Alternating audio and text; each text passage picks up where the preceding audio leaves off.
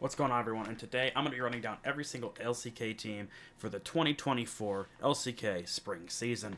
Now, if you've been living under a rock for the past 3 months, T1, the most recent World Championships winners, are in this region, aka Faker's team. So we're going to go ahead and start with them and where I think they'll be. Now, if you like Faker and you like esports, subscribe to this channel. Now, T1 is going to be an S tier team. Will they win, though? This is the question I must ask, because no matter how good they are at Worlds, there is always one team that is their kryptonite. I introduce you, Jinji and Chovy. If Faker is gone, then Chovy is the false prophet, because he has his own church about him as well. But while some gods may reign over the LCK, Faker reigns over the world. So I will leave it up to you in the comments to debate T1 or Jinji.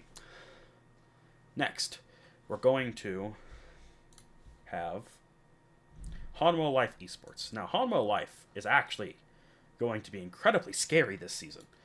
And I think they're going to be your third place LCK team. They just signed Viper as their ADC, along with a very good supportive squad around Viper. Now, if you know anything about Viper, he was on that Griffin team. And, well, we don't want to talk about Griffin for what they did.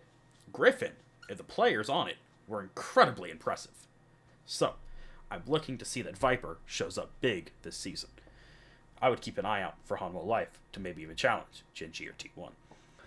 Next is going to be KT Roaster, with the signing of Deft, which is ironic if you think about it after Damwon Plus, or D plus Kia, Damwon Kia, whatever they are going by this season, because they seem to change it every season, beat them. Well, no, lost to them. Def decided to go ahead and just join up with KT, which, fair enough. Now, it's hard to rank a lot of these teams in the LCK, because they don't have their complete rosters out yet, unlike the LCS and the LCE. So, or LEC, sorry. So it's a lot harder to rank these, but I still think Damwon Kia is going to be, or not Damwon Kia, KT Roaster is going to be incredibly strong because, well, Def just seems to be getting better and better every season, when this is probably his last or second to last season. But we kept saying that since he was on DRX last year once, so who knows. Next, actually, is going to be Damwon Kia. I think Damwon Kia is a middle-of-the-pack team, maybe sneaks in through the gauntlet, but I'm not expecting much out of them. I think they have Showmaker, so Showmaker is always great. But is Showmaker enough to carry against, I think these are your juggernauts. Like, I could definitely see these two going at it, but these three teams to me just seem really, really strong. So, next up on our list is going to be Live Sandbox, aka Fear X. Now, I only say this is because Live Sandbox, aka Fear X, so we're going to call them Fear X because that's what they've been changed to, has been so incredibly hyped up every single year they've been in the LCK. But always seem to just fall this short of actually qualifying for a live event. So it's really hard to tell how good this team is when half the roster is not set in stone. And we kind of just don't ever see them compete outside of Korea, which is fine.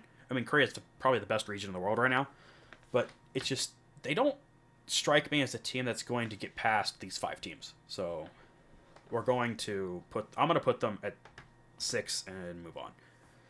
Next up is going to be K1 Dong Freaks. This is the Afrika Freaks, Afrika Blaze, whatever they want to go by this season, because they seem to not have a consistent name. So, if you remember the old Season 2 Worlds, this is the same team under different ownership that cheated against TSM. I don't know if any of you remember that, but yeah, that's still the same team under different ownership, kind of. So, they don't really strike me as a team that has a lot of big players, a lot of no-name players that are getting their start this year, and some older players, but I don't think they're going to be anything crazy. Last year, they did not perform great. Not a lot of roster changes there.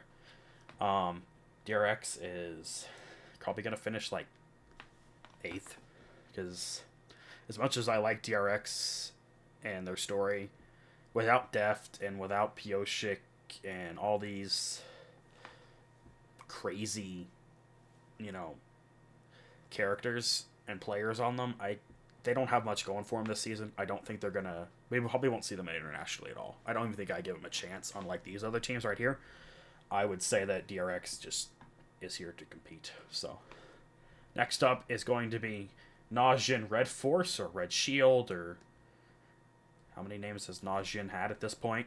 I think they're going to be ninth. They only have two. As of the time of recording this video, they only have two confirmed players, so it's hard to judge where they are.